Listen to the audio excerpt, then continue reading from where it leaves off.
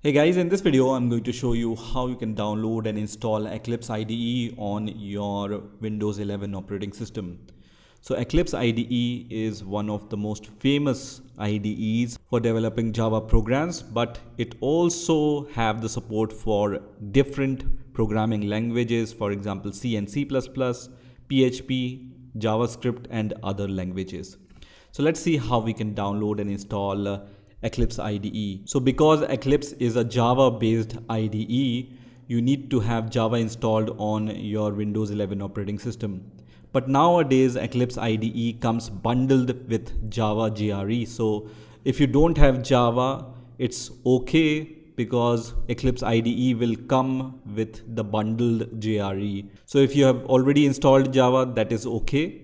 But if you don't have a Java JDK installed, then also it's okay. So first of all, just open your favorite browser and search for Eclipse IDE. And the first link which will appear here will be from eclipse.org/IDE. So I'm going to click on this link. And once you are inside this eclipse.org website, you will be able to see this kind of web page here, right? So you can see what Eclipse IDE can do, and on the top I can see this download button here. So I'm going to click on the download button, and when I click on the download button I will be redirected to the downloads page here, and here I can see get Eclipse IDE download button. On the top it also says Eclipse installer now includes the JRE for Mac OS, Windows and Linux. So just click on the download button here, and then it's going to redirect you to this web page where you can click on the download button, which is going to start the download of this Eclipse IDE. So I'm going to wait for the download to complete. So once this executable file is downloaded, I'm going to just click on this executable file, and let me minimize my browser. And now I can see that this installer is starting, and now you can see this Eclipse installer has been started. So let me just maximize it so you can see this. So when Eclipse installer starts, you need to select for which purpose you want to use Eclipse IDE. So the most famous and popular is Eclipse IDE for Java developers. But if you want to use Eclipse IDE for C++ or PHP or for other programming languages, you can choose that from this list, right? I'm going to install Eclipse IDE for Java, so I'm going to choose the first option, which is Eclipse IDE for Java developers. And when you click on this, you will be able to see this window. Now when you come to the next window, you will see this section here. So because I have already installed Java JDK on my Windows 11 operating system, Eclipse is going to recognize that, and it's going to show you the path to the JDK folder. If it's not present, it's going to show you all these links here. So you can choose the top link from this list. So I'm going to choose the JDK folder, which I already have installed. If you don't know how to install Java JDK on your Windows 11 operating system, I have already created a video on that. So I'm going to put the link in the description so you can follow that video. This is the installation folder for Eclipse. So if you don't have the good reason to change it, just leave it as default and then click on install. And first of all, you will see this license terms and agreement page. So if you want, you can read this page and then click on accept now, which is going to start the installation of Eclipse IDE. So at this point, you just need to wait for some time until Eclipse downloads all the packages and install them on your Windows 11 operating system. And when Eclipse IDE is successfully installed on your Windows 11 operating system, you will be able to see this launch button here. Also, you will be able to see that Eclipse installer has created this desktop shortcut for us.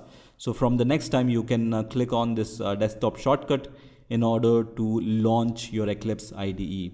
So let me click on the launch button, which is going to launch Eclipse on my Windows 11 operating system. And for the first time when you start Eclipse IDE, it's going to ask you to provide the workspace folder. So this will be the folder where all your Eclipse project will be saved. So if you don't have the good reason to change this location, just leave it as default. You can also check this checkbox which says use this as the default and do not ask again, and then click on launch, which is going to launch the Eclipse IDE. And once Eclipse IDE is launched, it's going to look like this, right? So you have the tutorials and overview and samples here. You can click on create a new project, which is going to help you to create a new project. And if you want to just minimize this welcome window, you can click on the minimize button here, which is going to minimize this welcome window, and it's going to show you the Eclipse IDE overview, right? Also, I can see the donate tab here. I can close this, and now it looks like this, right? So in order to create a new project, you can either click on create a new Java project or create a new project option, or you can click on the file and then click on new option and then select from here. So I'm going to select Java project from here. And first of all, you need to provide the name to your Java project. So I'm going to name my project as hello for now, and you can see this will be the default location where your project will be saved. So in the next section, you can select the JRE for your project, right? So by default, Eclipse is going to suggest you to use the execution environment JRE, which is this one. If you already have installed Java JDK separately on your Windows 11 operating system, you can also choose this option which says use the project specific JRE, and from here you can select the JDK version for your project. So I'm going to choose that. So if you don't see any JDK version here, you can just leave it as default. Otherwise, you can select the JDK version from here. And under project layout, I'm going to leave it as default and then click on next button. So on the next window, you will see this kind of interface. I will leave everything as default because this is just a sample project. And then I'm going to click on the finish button. And here it's going to ask me to provide the module name. I will leave it as default and then click on generate comments also, and then click on create button, which is going to create this project for me. So now you can see this project is created. And from here, I'm going to just remove this Java file because I want to create my own Java class. So under source, I'm going to right click once again and then click on new. And then I'm going to choose this option which says class. And then I can name my class. So let's name our class as hello once again. And then the modifier will be public, so just leave it as a default. And here, which method stubs would you like to create? I'm going to select this option which says public static void main. So it's going to create the public static void main method, which is the main method for Java for us. And then click on finish. And you can see this class is created and this public static void main method is created, right? Now, if you want to change the font size, because this font size is really small and I think you might not be able to see the code which I am writing. So for changing the font and other settings, you can click on window and then click on preferences and then click on general and then select appearance. And you can expand this and then click on color and fonts, and from here you can choose Java and then click on Java editor text font, right? And then click on edit, which is going to allow you to change the font and the font size. So let me make it a little bit bigger. Let me choose 18 or 16 from here and then click on OK and then click on apply and then click on apply and close.